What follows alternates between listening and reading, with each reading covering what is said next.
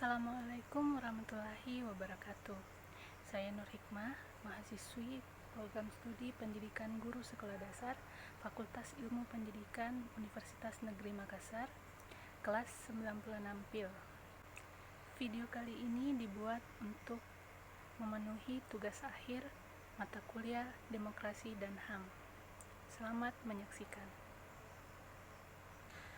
Adapun topik yang saya bahas pada kesempatan kali ini adalah pandemi COVID-19, dilema antara krisis kesehatan atau krisis ekonomi.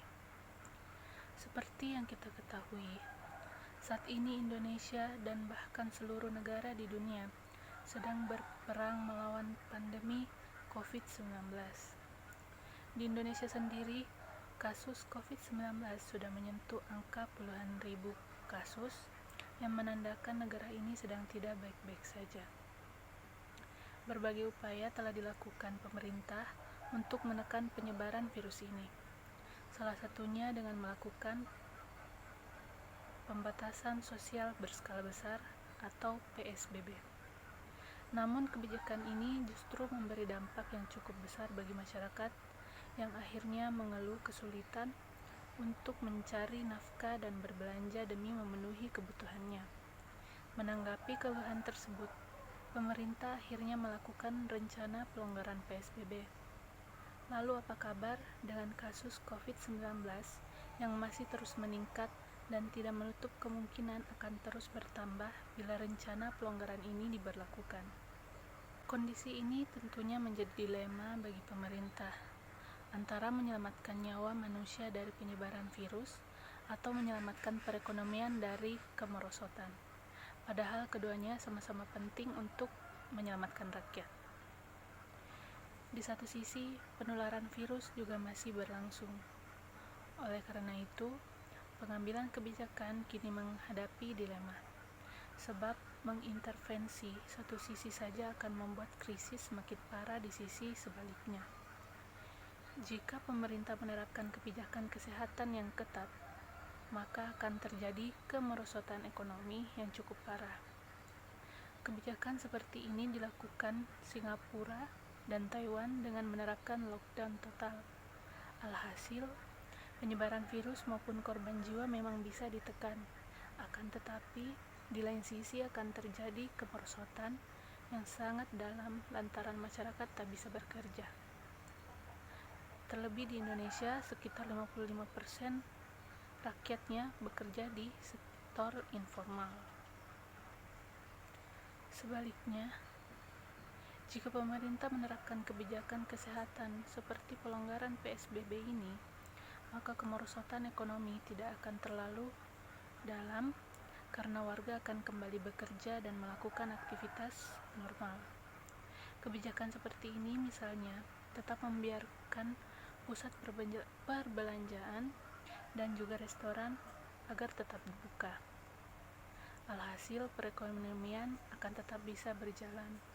Namun bisa dipastikan penyebaran virus akan semakin masif dan korban jiwa akan semakin banyak yang berjatuhan. Lalu bagaimana cara mengatasi dilema ini? Berdasarkan dari berbagai sumber yang saya jadikan sebagai referensi, arah kebijakan yang diambil pemerintah saat ini sudah mengarah ke penyelamatan kedua sisi antara bidang kesehatan maupun bidang perekonomian, yakni dengan mengucurkan dana sebesar 405 triliun rupiah untuk jaring pengaman kesehatan, pengaman sosial, pengaman sektor real, dan bahkan pengaman sektor keuangan. Bahkan demi penanganan COVID-19 yang efektif, sembari menjaga stabilitas ekonomi, pemerintah pada 31 Maret lalu telah menerbitkan Peraturan Pemerintah Pengganti Undang-Undang Nomor 1/2020 tentang Kebijakan Keuangan Negara dan Stabilitas Sistem Keuangan untuk penanganan pandemi Corona atau COVID-19 ini. Ketua Badan Anggaran atau Banggar DPR, Said Abdullah bahkan menyatakan Banggar sepakat dan mendukung langkah pemerintah dalam mengimplementasikan peraturan pemerintah pengganti undang-undang tersebut. Sementara dalam bidang kesehatan, dalam konferensi tingkat tinggi Gerakan Non-Blok atau GNB yang digelar secara daring beberapa waktu yang lalu, Presiden Joko Widodo mengajak negara-negara GNB mengusung solidaritas politik. Salah satu hal yang diperjuangkan ialah mendapatkan akses yang berkeadilan dan tepat waktu terhadap obat-obatan dan vaksin COVID-19 dengan harga yang terjangkau. Selanjutnya, tidak hentinya kita berdoa dan berharap agar pandemi COVID-19 ini bisa segera berakhir dan situasi bisa kembali menjadi seperti sedia kala.